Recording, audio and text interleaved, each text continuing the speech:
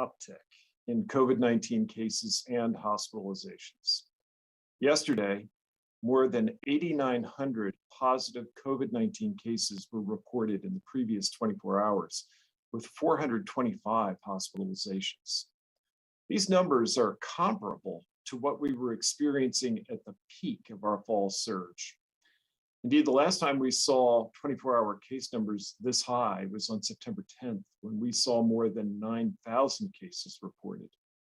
Similarly, at the peak of our fall surge, we saw a total of more than 3,700 patients hospitalized with COVID-19 across the state, reaching that high figure on September 27th. Yesterday, we reported more than 3,800 inpatient COVID hospitalizations, higher than at its peak during our fall surge.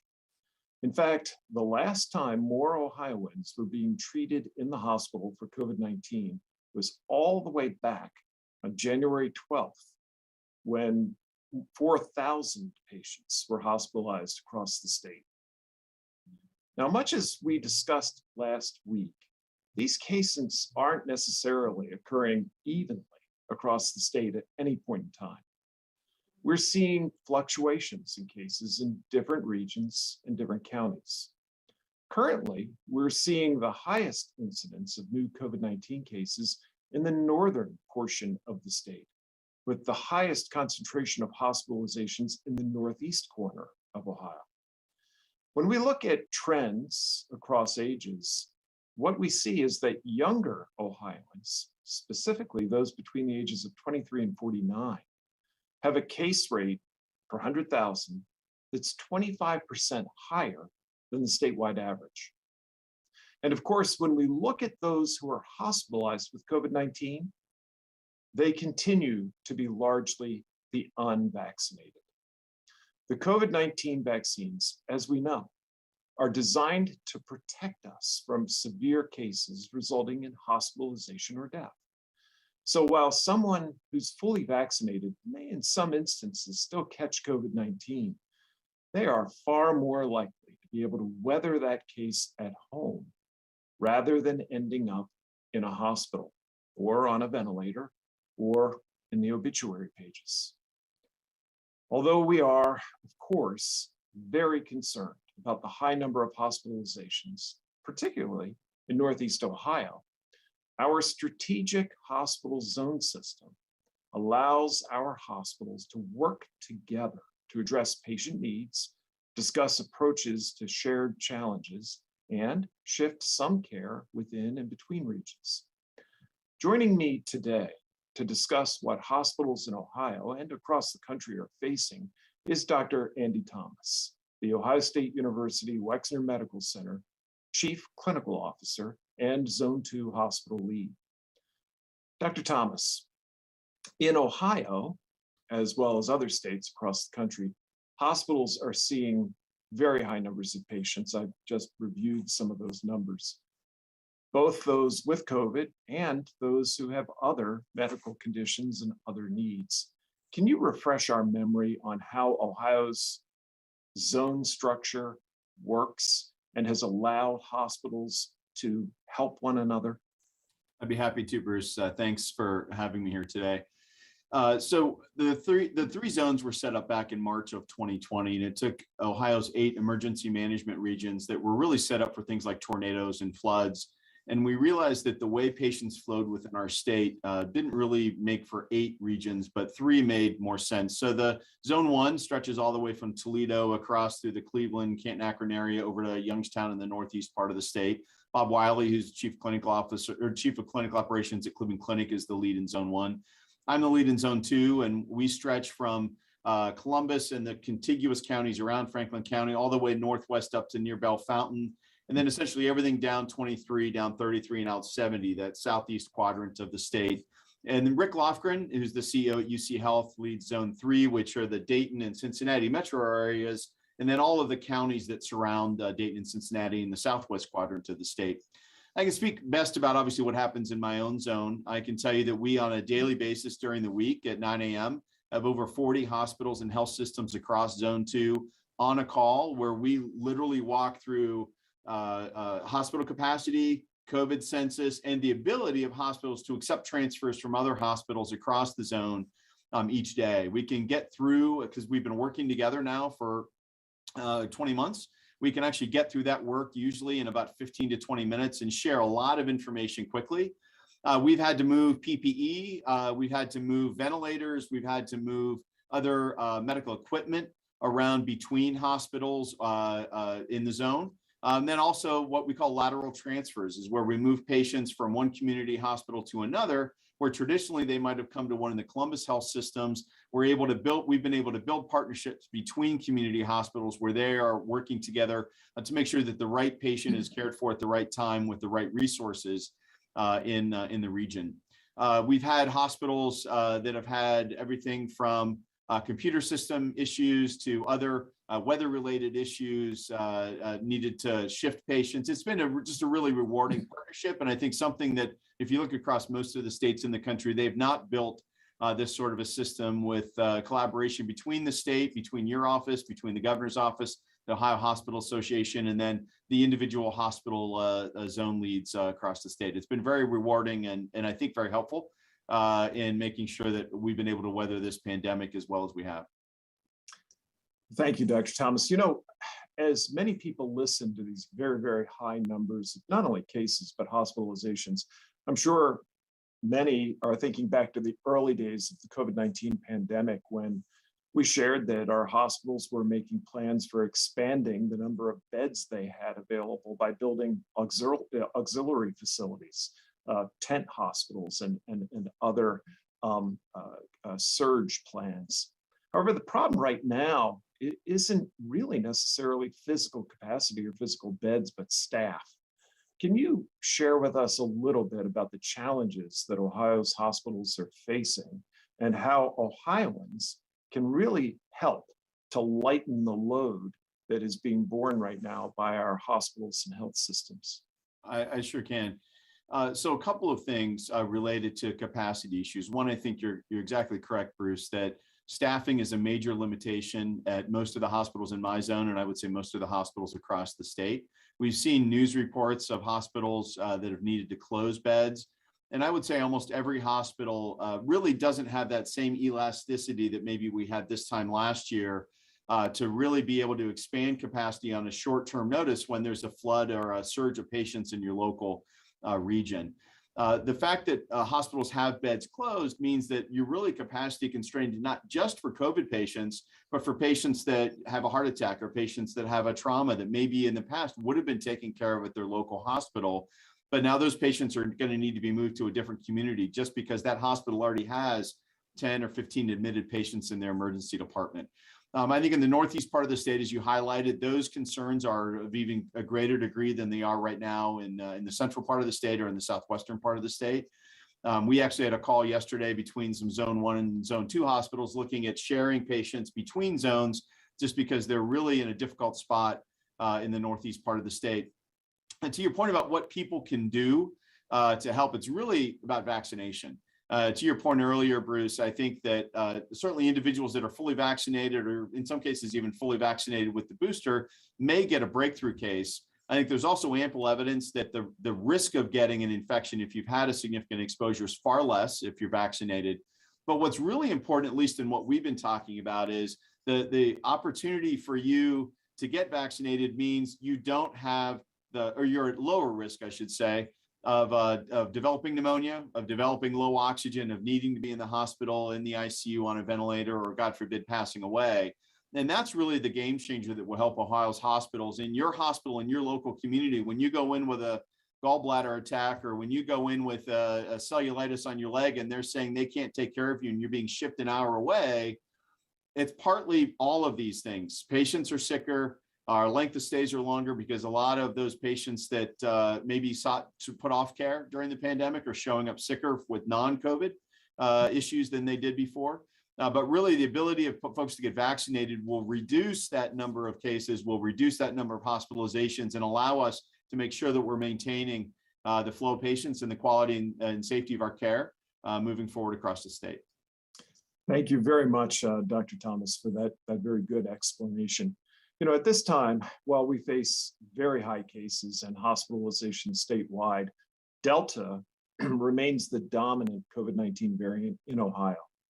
As you'll likely recall, we detect variants by way of genomic sequencing, which is a process we've been engaged in now for many months. Genomic sequencing is performed on a positive PCR test sample when enough of the original sample remains and there's a high enough viral load in that sample to then go on and do further genomic sequencing. On the other hand, most of our rapid home-based antigen tests can't be sequenced. So on any given day, only a subset of all the positive tests out there are able to be sequenced. And the process of sequencing itself can take a few weeks.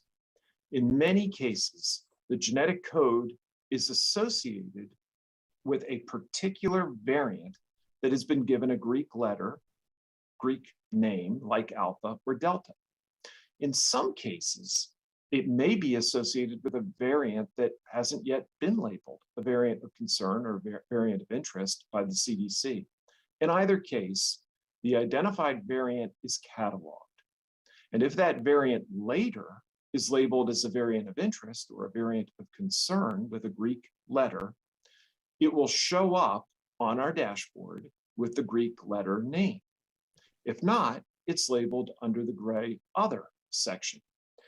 So in short, genomic sequencing is conducted on as many PCR samples as possible, both by the ODH lab and the other labs across our state, which report the results right back to ODH. Now, because we're sampling as many PCR tests as possible, if the Omicron variant shows up in Ohio, we'll likely see it reasonably quickly in our state's genetic sequencing data.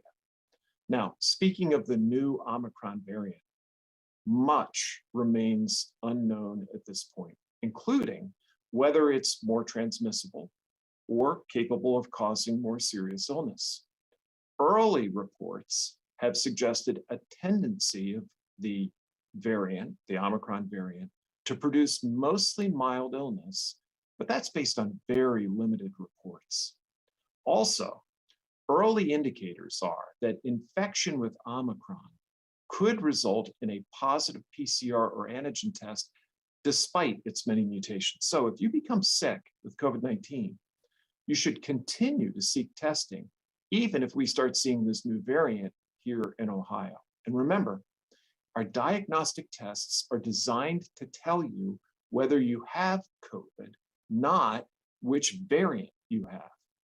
The importance of a positive COVID test is the knowledge that you need to isolate yourself and treat your illness, not the particulars of which variant is responsible for causing it.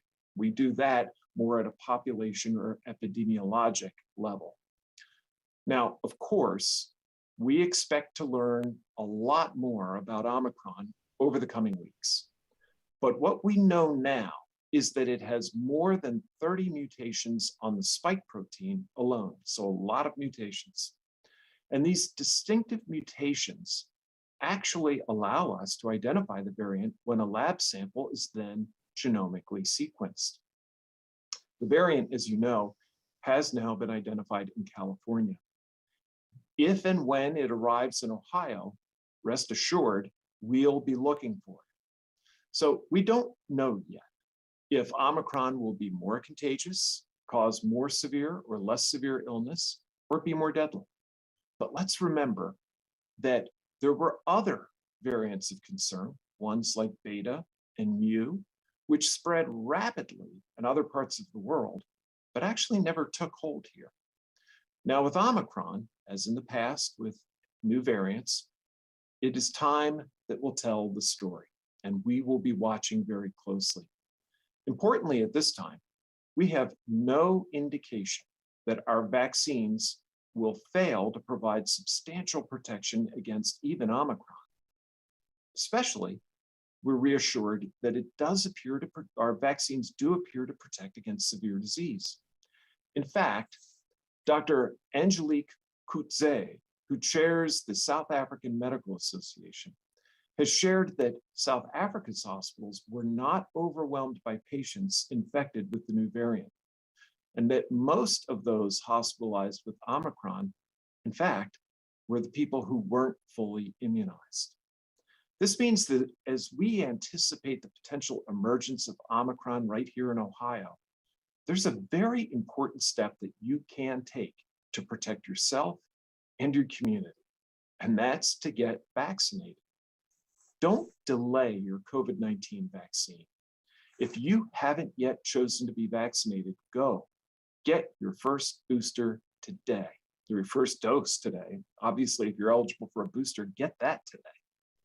With cases and hospitalizations on the rise from the Delta variant, and with a new variant right on the horizon, now is the time to protect yourself. Now, speaking of rising cases, especially amidst the cold and flu season that we're also now in, it can really be difficult to know whether you have COVID-19 or something else if you've got upper respiratory tract symptoms. So, if you're showing symptoms of COVID, these are symptoms like cough, sore throat, fever or chills, headache, congestion, difficulty breathing, other upper respiratory symptoms, or if you've been exposed to somebody with COVID-19, you really should get tested. COVID-19 tests are readily available throughout the state of Ohio. Many pharmacies provide free drive-through testing by appointment, which you can often make the same day.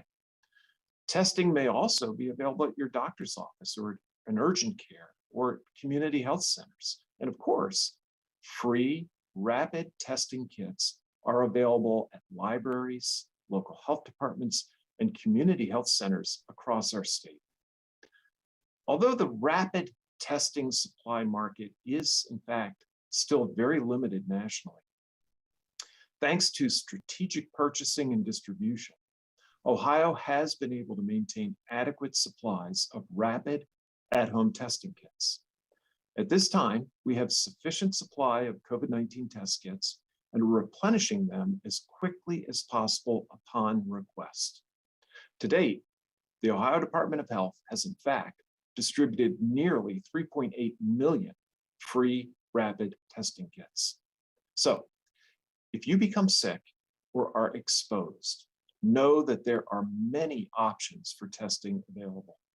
If you test positive on a rapid antigen test, so one of those home tests, and you also have risk factors for exposure to the Omicron variant, such as recent travel, I'd really ask you to consider getting a follow-up PCR test, which can then be genomically sequenced and help us determine whether or not you might have one of the early cases of Omicron.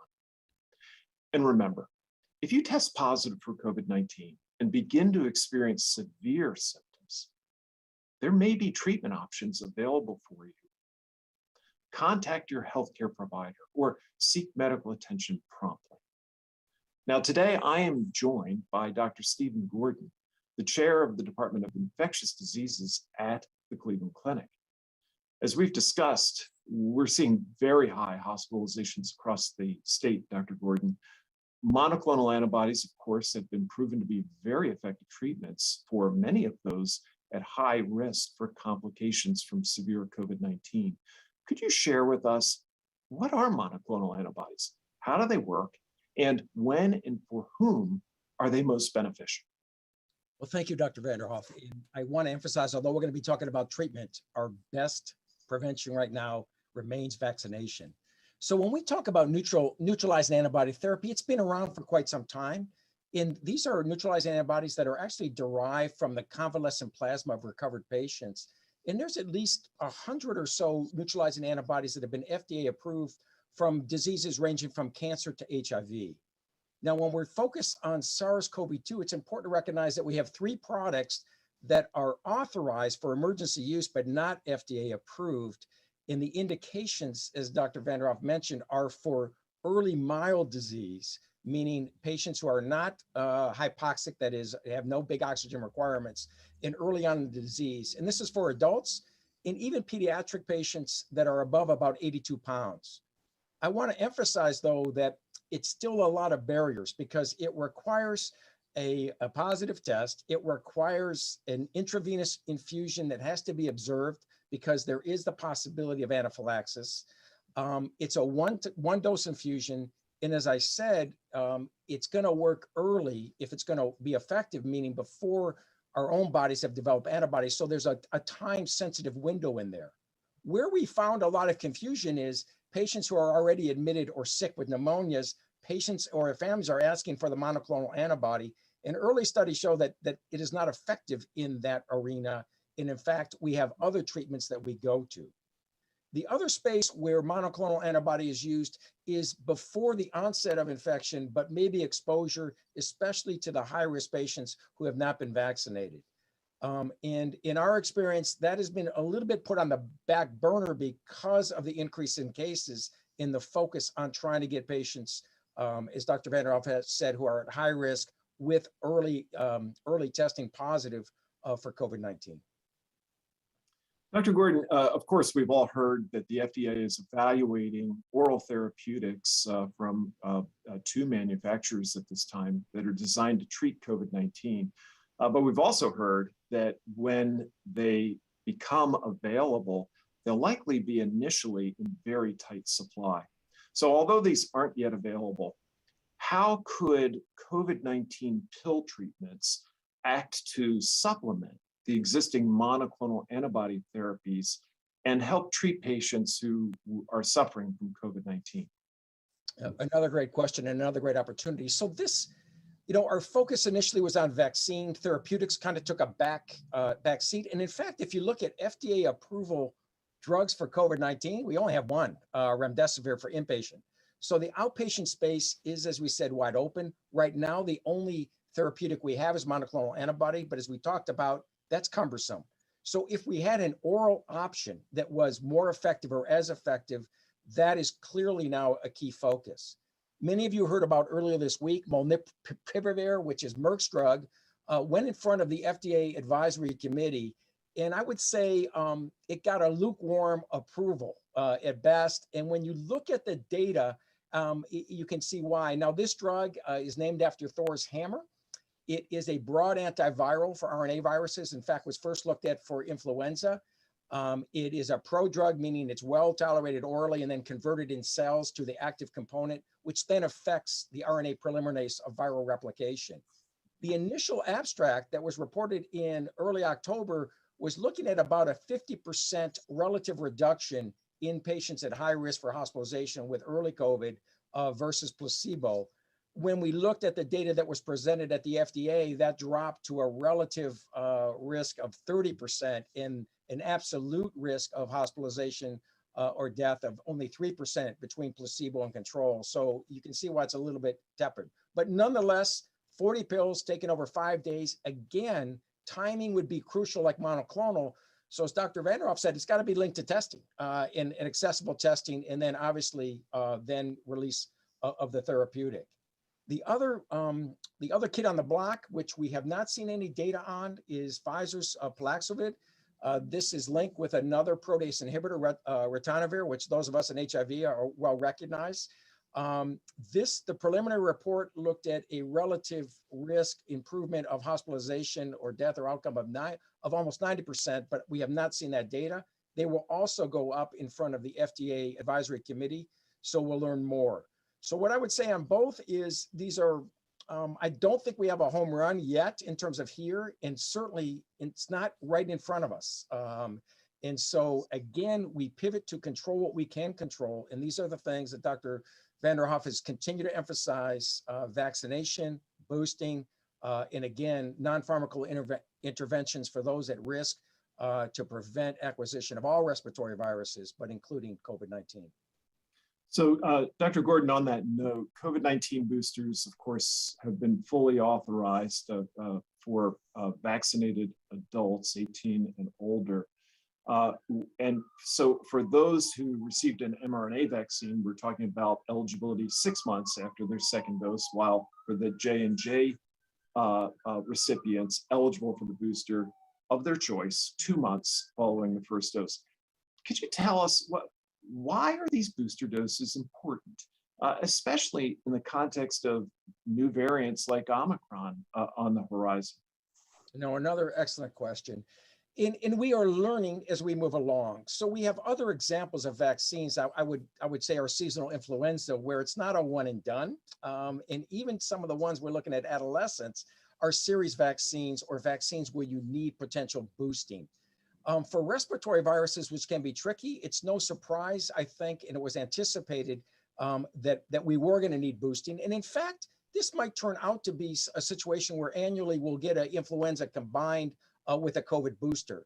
What may change, though, and again, this is what we're all talking about now, is with the mRNA platform, you might be able to target boosters selecting for things that are circulating or more worrisome variants. So it won't surprise me to begin to see, as we anticipate, and already the companies are talking about potentially getting an Omicron booster ready. Right now, the boosters you're receiving for the mRNA are the same that we receive for the primary vaccine, except for the Moderna booster is half the dose.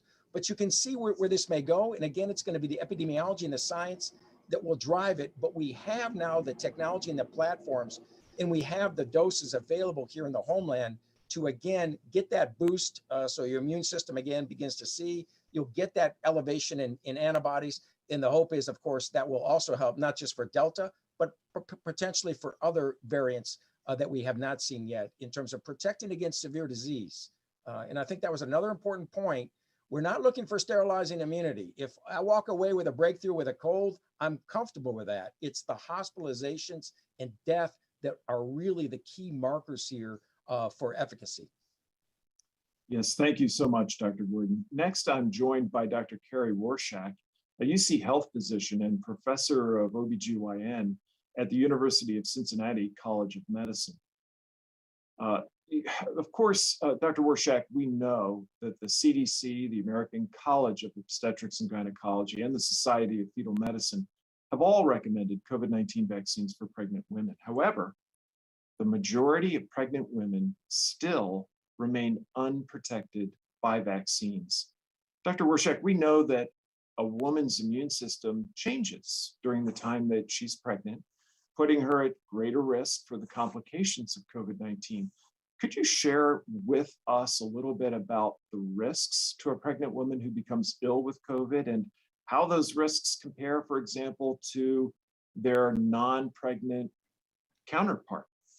Sure, thank you. And first of all, let me thank you for inviting me to participate in this briefing today.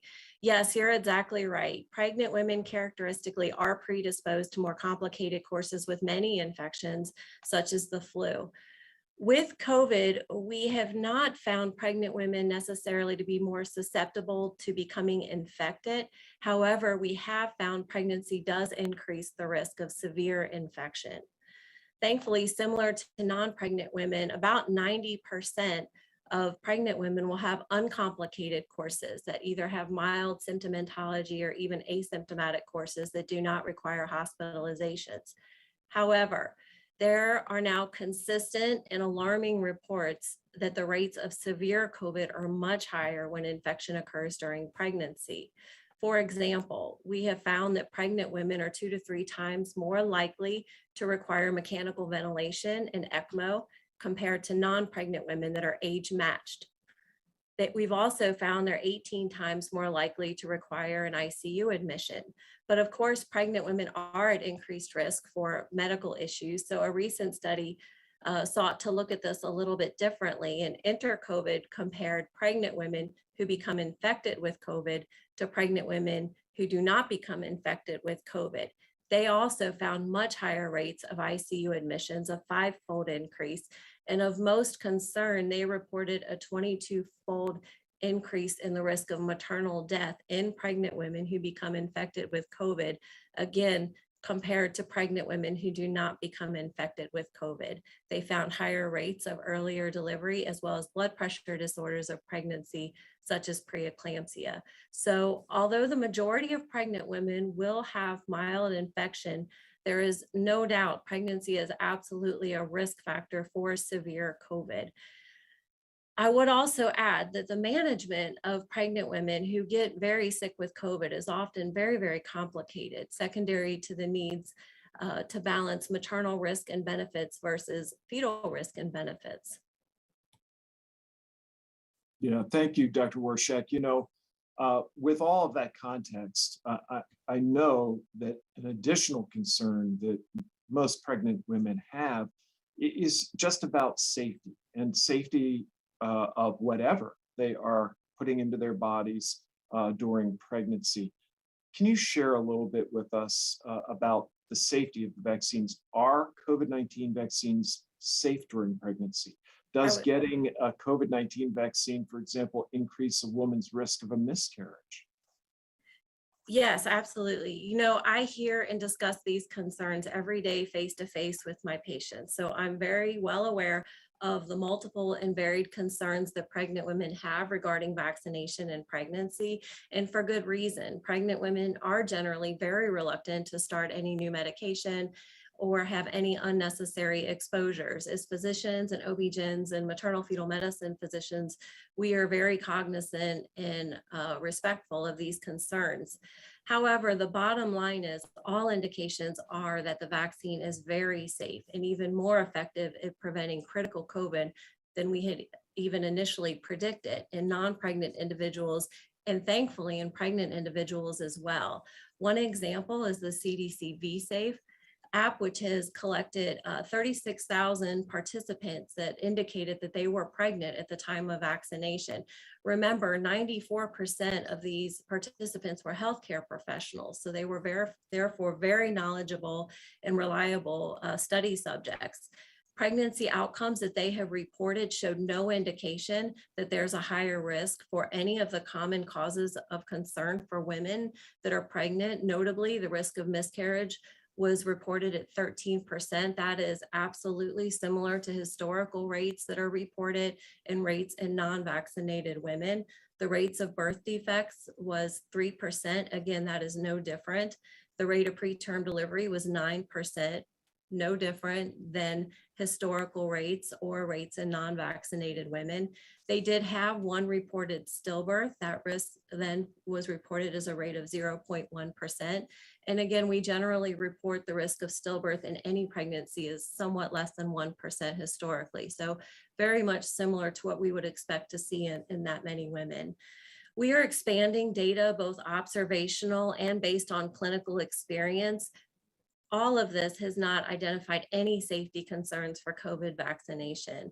I guess I would say to all the pregnant women who may see this, the best way to protect your baby is to protect yourself.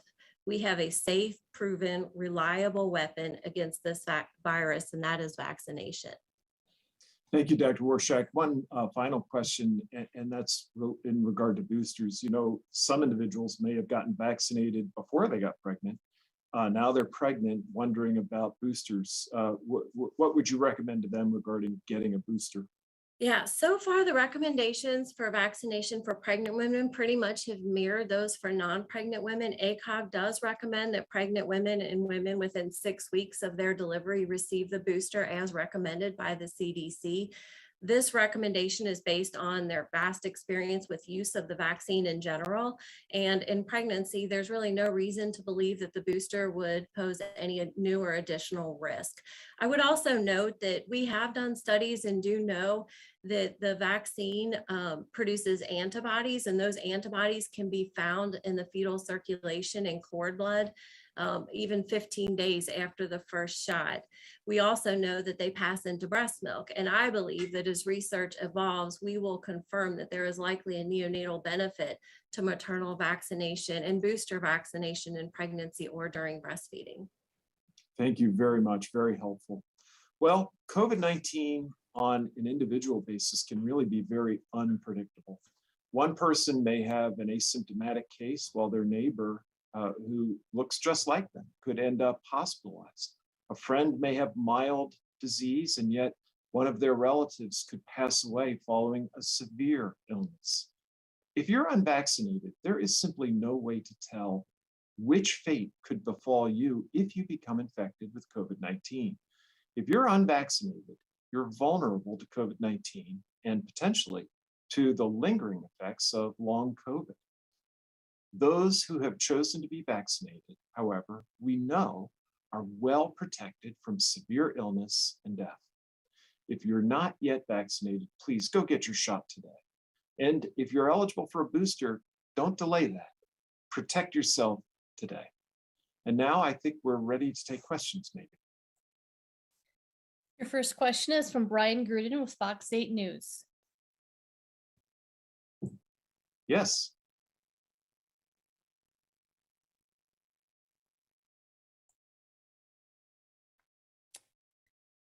Brian Gruden, are you on?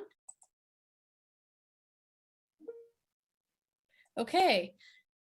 Next question is from Larry Seward with WCPO.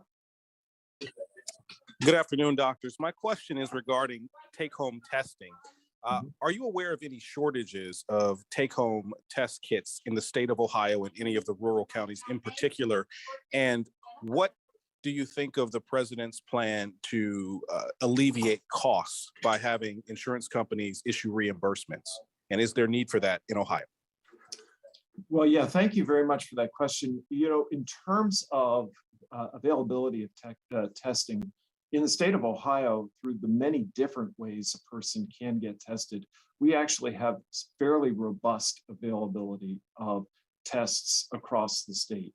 Now, at any given time, in any given location, just given the sheer numbers of people who are seeking testing and some of the mechanics of replenishing tests after it is used up, there can be periods of time where a test may not be immediately available. That's why we do recommend that if you're going to, for example, a local health department or a library to seek a test, it's a good idea to call ahead and make sure that they have supply available that day.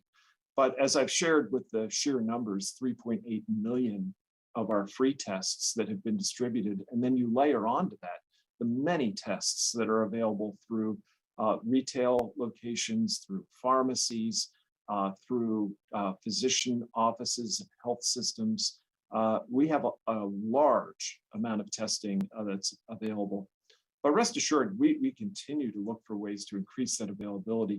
You know, in terms of any steps that can be undertaken to reduce the barriers to people getting tested, I think from a medical point of view, we don't want there to be barriers that can be avoided. I can't really speak specifically to the policy question of what the president has recommended, but I can tell you here in Ohio, our interest in reducing those barriers is reflected in the fact that we have offered so many tests at no charge at all through our state testing program. Your next question is from WEWS Cleveland.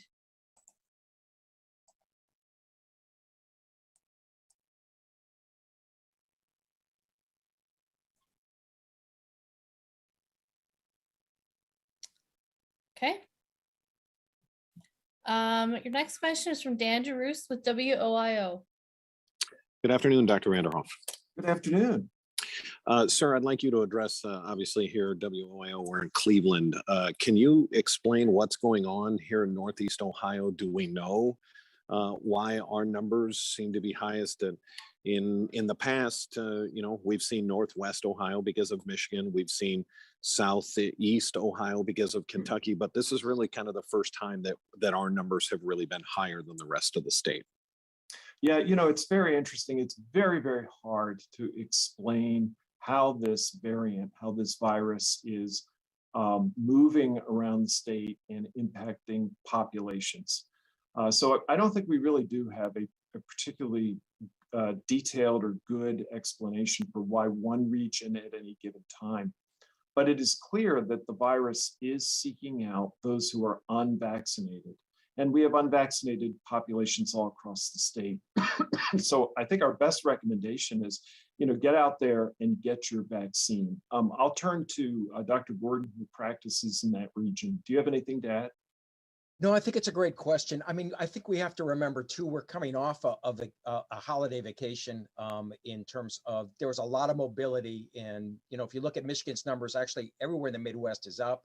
But yes, we are feeling it here in Cleveland, to your point. And I just want to underscore what was said by Dr. Vanderhoff. Our troops need to be, we are feeling that wash, and it is affecting care. I think if you look at emergency room wait times, you probably have people that are abandoning care and so we're seeing that critical point. And then we just have to get back to, as we said, this is primarily being transmitted by the unvaccinated, and that's the burden, and that's the opportunity, and that still remains the challenge. Bruce, one thing maybe to add also would be, I think there are various levels of wearing face masks around the state. I think if you're going to be in public around people you don't know their vaccination status, you're best off to be wearing a mask. It's going to protect you in addition to being vaccinated to a great degree. And I think this is really the ripples of any little infection that causes another infection, any infection that we can prevent, either through vaccination, face masking, et cetera. Benefits the entire community, the entire state down the road by not having that next patient get infected and they infect 2 more people, et cetera. And I think also it's important to note that, Dr. Gordon and his colleagues up in Northeast Ohio really are supporting an entire region for their hospital beds, as I was describing earlier. So it's been a community effort across the board. Cleveland Clinic, University Hospitals of Cleveland, SUMA, Altman, all of the St. E's over in Youngstown, all working together to try and make sure that patients are cared for as best they can. But Dan, that's a great question.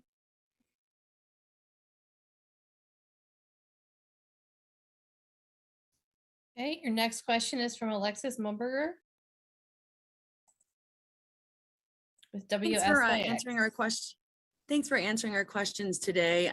So kind of a little bit more on what was just said with this spike in cases that we're seeing. Is it all to do with a holiday lag as far as cases, or really what is that spike contributed to really over the last just 2-3 days? Yeah, so that's a very, very good question. And I think there is no doubt that we are seeing some impact of the holiday and people coming together.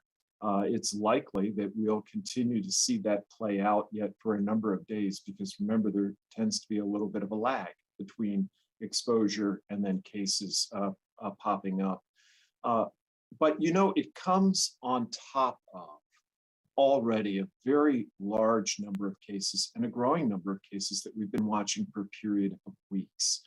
And there is no part of the state that is protected or immune from this impact. If you look at near all the counties across the state of Ohio, you're looking at very high rates of new cases being reported. That means there are very, very high rates of transmission. So again, the message is very, very clear. We need to do all the sensible things we can to prevent the spread of this virus, beginning, and most importantly, with getting vaccinated, and if we're eligible, getting our booster shots, because clearly building that immunity within our own bodies is the #1 best way to protect ourselves and reduce the spread of not only Delta, but other variants to come. Your next question is from Titus Wu with the Columbus Dispatch. Hi, doctor. Hi. My question is, kind of with this, Omicron variant. I know we know this. We're still kind of waiting on the details of, how exactly it'll play out. But suppose that if after further studies we find that it is pretty effective against the vaccine, or Yes, or yes. it spreads way quicker than we think it is, or whatever they found out about it. I'm just curious, with given how high hospitalizations are, if that turns out true for the Omicron variant, would that very likely push Ohio past its capacity to handle the surge in hospitalizations? Well, of course, we watch that kind of information very closely, and as Dr. Thomas shared, and I'll give him a chance to share a little bit more of the detail around this, but we have a very robust system that allows us throughout every week to be carefully looking at exactly what's happening day to day in our hospitals and healthcare systems, because we know that that is the last wall of defense. That's, we have to preserve the ability of people to get care. And that is being challenged now. But we don't know enough about this variant, and it is not yet driving the cases that we're seeing here in Ohio. Again, all we can do is look at the experience that others who have encountered the virus have shared with us. Fortunately, while they have in South Africa reported that it is very contagious, what they did not find is that it was causing a surge in hospitalizations. Now, they were also looking at a population that was impacted that was relatively young. Could that have had something to do with it? They were also looking at a much less well-vaccinated population than we have here. One thing, though, was extremely clear. Again, nearly all the hospitalizations they were seeing were happening among the unvaccinated. So it's just one more indication that as we know Omicron's on the horizon, we ought to do what we can to get ready. And that is getting vaccinated or getting our boosters if they're due. Dr. Thomas, could you share just anything more that you think would be helpful regarding how our hospitals are always looking around the corner and preparing? Well, I think two things I'd share. One first, Bruce, based on the last question that you received around the impact of Thanksgiving. In zone 2, our numbers for hospitalizations hit our most recent minimum on November 6th, which was about a week after Halloween. And have actually been slowly rising since then, only to start rising more quickly here the last few days. So I think this is a trend that's been coming for a little while. To your point, it's not related to this new variant yet. Some of it's related to the cold weather and people just being indoors more with each other.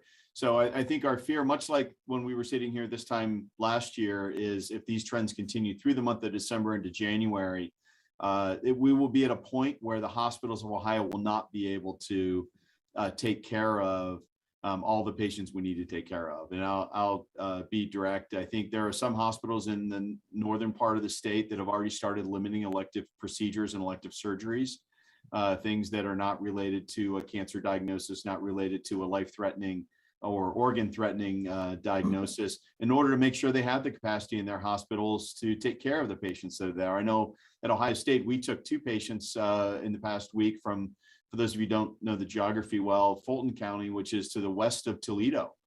These were 2 patients who did not have COVID, but were there for other serious medical issues that could not be cared for in the hospital they were at. They had called every hospital in that part of the state, and it had to be at least a 3 to 3.5 hour drive to get those patients to Columbus, but we got them to the right place for the right care at the right time.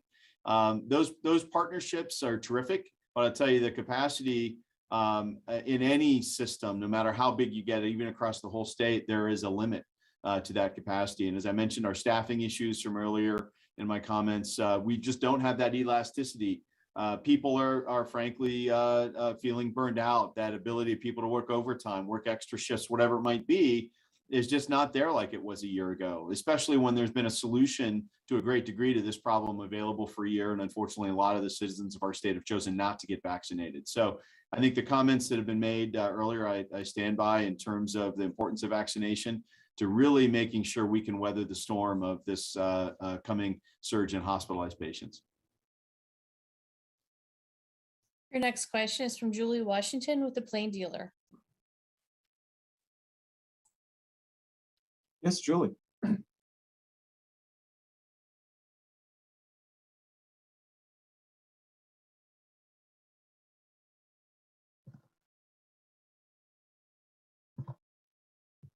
Your next question is from Paul Teasley with the Hannah Report. Good afternoon, Dr. Vanderhoff. Thanks for taking our questions. Yes, absolutely.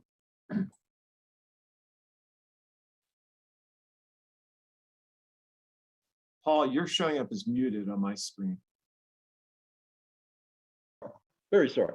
That's okay. The White House, you probably know, announced yesterday that, among other things, the administration will, quote, start paying healthcare providers to advise families on juvenile COVID-19 vaccination. I guess in view of the oath doctors already take, will the state of Ohio participate in this, since this is federal money that flows down to the states? And if so, why? Well, unfortunately, I'm not familiar with that. I can't really speak to it in much detail, but I can tell you this. Physicians, a big part of what we do, especially in the primary care environment, is to provide education, and that education takes time. So I think any step that we can take to help support physicians with the time they're taking from their clinical practices, and the other healthcare providers who work with them, it is a good and helpful thing, because their time is important, and it is an expenditure of the practice's resources to have them doing that. So, generally speaking, I think that providing financial reimbursement for the medical teaching that physicians do in the course of their patient care can be very helpful. Your next question is from Pete Grieve with Spectrum News. Good afternoon. Compared with earlier months of the pandemic, Ohio labs are, tracking more of the virus samples to determine which variant it is with sequencing. Can you talk about how that will guide the Ohio Department of Health's response as we await the possible arrival of the new variant? Yeah, absolutely. So, as we shared before, we really have put a lot of emphasis on the ability of the state of Ohio to do careful and ongoing surveillance for the various variants of this virus, and to understand what's here and how it is impacting the dynamics of the COVID-19 pandemic. For example, that data, that information has really allowed us to be very, very confident that what we're seeing right now, today in the state, is being driven by the Delta variant and various slight variations of that family of viruses. We also are able to say from that data that Omicron is not driving those dynamics in any substantial way now. Could it be here and we've not yet detected it? Of course, that's possible.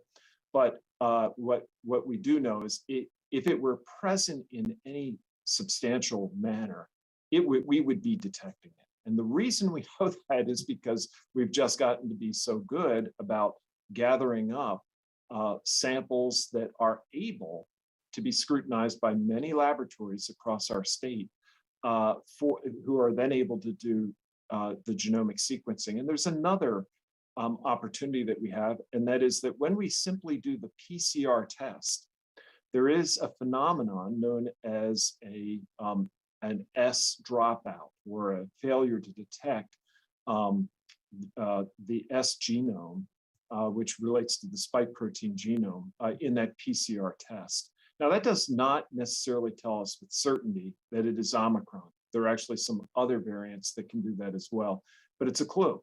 And it would be an indication that we're seeing something different. And to date, we've not seen a change in that pattern of, quote, S dropout on the PCR tests.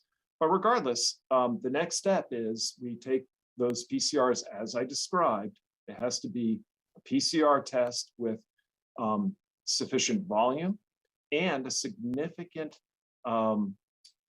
essentially, concentration of the virus to enable us to go on and do the genomic sequencing that feeds then the information we post on our website regarding variant activity. So I hope that answered your question. Bruce, one thing to add, I know you've mentioned this in previous press conferences I've seen, it's just important to note from the patient's perspective, since it takes upwards of a week to have that sequencing information back, the steps that you need to take as a patient if you are diagnosed with COVID have nothing to do with what variant you have. So it's not like if you have a different variant, now I don't need to isolate myself. I don't need to wear a mask. I don't need to, I can go to work. I can go, no matter what variant you have as a patient, you need to take the same steps to isolate yourself to keep your friends, family, and loved ones, coworkers safe. Really, the type of variant it is really more something Dr. Vanderhoff and his epidemiology colleagues are interested in, as opposed to maybe the impact it has on you as a patient and your health. Your next question is from Sarah Schuckman with WKYC. Yes. Good afternoon. Yes. So I have a question about breakthrough cases. I don't know if the state or any of the hospital systems represented today could talk about through your own testing, how many cases or what percentage of cases you're seeing are breakthrough cases, and also perhaps how booster shots for those eligible can help potentially fight these breakthrough cases.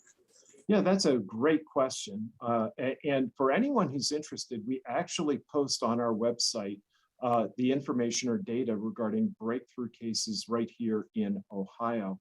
And fortunately, to date, the number of both breakthrough hospitalizations and breakthrough deaths remains very, very low in the state. The exact numbers, again, are posted there. But it's important to understand what we consider to be a breakthrough. A breakthrough, from a medical point of view, really is not the person who is vaccinated and develops some mild to moderate illness. Remember, these vaccines are designed primarily to protect you against severe disease, hospitalization, and death.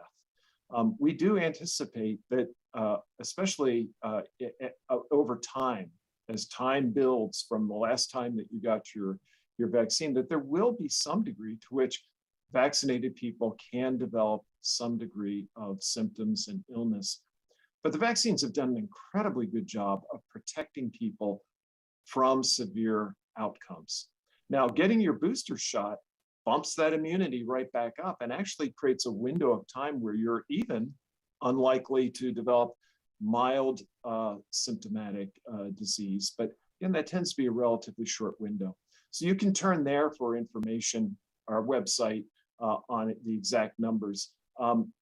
Couple of my colleagues, I think, are probably able to speak a little bit more to the issue. And I think I'll turn to them and just see what else that they would like to add. Yeah, Dr. Vanderhoff, if I can just weigh in, I think the thing to understand, as you mentioned, is that the PCR test can be positive for 90 days. And so the definitions are important in the time intervals. So we see a lot of patients who are coming in for screening pre-surgical that still might have, because we're screening everybody, still might have a positive PCR. When you look at the cycle thresholds, are generally extremely high, which is not clinical infection and not a breakthrough. You know, true breakthrough would require, you know, to document not just time, but sequencing. And to date, that has not been a focus even at CDC. So your question's a good one. And breakthrough can also be defined by breakthrough after natural infection, which is another interesting area of research, because you do get immunity after natural infection. We just don't know how durable that is. And that's another reason why we still recommend, even if you've had COVID and not been vaccinated, yes, you know, get the initiation, get the vaccine, whether you want to consider that to be a booster or not. That's important for protection. So there are some nuances there. The other population that we see, and we see at OSU as well, is the immunosuppressed population. So these are the patients that sometimes never clear. And again, the speculation with the little old Omicron might be is that this was a patient that just continued, couldn't clear, and that the mutations were just acquired within the same patient as opposed to a linear progression in the community. And all of us have transplant patients or have seen patients on severe immunosuppression who have not cleared. Their test remains positive for a long time. So that's another area of surveillance now. It's been going on in terms of looking for variants.